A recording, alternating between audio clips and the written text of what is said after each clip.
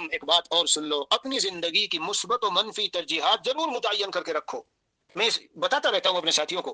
کیا مانا ہے اس کے جانتے ہو؟ یعنی یہ کام تو مجھے ہر حال میں کرنے ہی ہے، باقی اور بہت سے دوسرے کام ہیں ان کو وقت ملے گا تو کر لوں گا، فرصت ہوگی تو ٹھیک ہے، نہیں تو، لیکن ان کو تو بہرحال کرنا ہے۔ اور منفی ترجیحات یعنی یہ کام بالکل نہ ہونے چاہیے،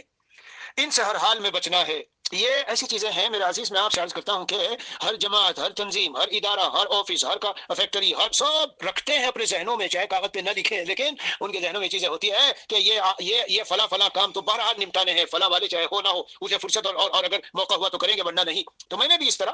اپنے جو احباب ہیں جو تعلق رکھتے ہیں، اور آپ کو بھی پہنچی ہوگی، تو میں خیر یہ کہنا چاہتا ہوں کہ بنا کے رکھو۔ مثلا مثبت ترجیحات میں نے 8 لکھی ہے۔ نمبر 1، نظام الاوقات کی پابندی، یعنی اپنے نظام الاوقات ضرور بنانا ہے اور اس پر جمنے کی مضبوطی سے پوری کوشش کرنی ہے۔ نمبر 2، اچھی طرح طہارت وغیرہ اور ذہنی یکسوئی کے ساتھ، پورے خشوع و خضوع کے ساتھ با جماعت مسجد میں نماز پڑھنی ہے۔ باقی کام، تقریر، بیان، یہاں جانا وہاں جانا، یہ سفر وہ سفر، یہ بات کی چیزیں ہیں، اس کو تو کرنا ہی ہے، اطمینان سے یکسوئی سے نماز با جماعت۔ اسی طرح نمبر 3، ہر دن آہ سحر گاہی، یعنی صبح کو اٹھنا، اللہ سے فریاد، مناجات، اور ایک منزل قرآن کریم حافظ ہونے کی حیثیت سے، ورنہ کوئی عام آدمی ہو تو ایک پارہ کر لے، صبح شام کے اذکار مسنونہ اور تسبیحات کی پوری پابندی۔ نمبر 4،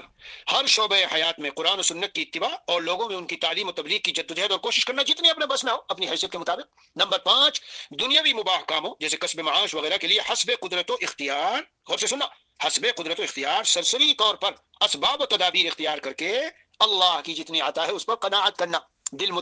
کو مطمئن رکھنا، حرص اور تمام نہ پڑنا۔ نمبر 6، ہر چھوٹی بڑی مخلوق خدا کے ساتھ شفقت و رحمت، محبت و راحت، اعانت و نصرت کا معاملہ کرنا جتنا ہو سکے، ہر مخلوق چاہے جانور بھی ہو۔ نمبر 7، صبر و شکر کے ساتھ، یہی تو 2 حالات زندگی میں انسان پہ آتے ہیں، صبر و شکر کے ساتھ کسی بھی چھوٹے بڑے معاملے میں مخلوق سے شکوے شکایت اور جھگڑے کے بجائے بارگاہ خداوندی میں اپنی فریاد پیش کر کے فیصلے خداوندی پر راضی رہنا۔ پوری شریعت کا لب لباب ہے، ساری زندگی کا نچوڑ ہے میرے عزیز اس میں۔ نمبر 8، ہر لمحہ حیات اپنا محاسبہ کرتے ہوئے موت و ما بعد الموت کے استحضار کے ساتھ اپنے شب و روز گزارنا۔ اگر یہ کیفیت پیدا ہو گئی تو جس دن دنیا سے جائیں گے نا انشاءاللہ، وہ جو پروانہ ہے کہ یا ایتھا النفس المطمئنہ ارجعی الی ربک راضیۃ مرضیہ،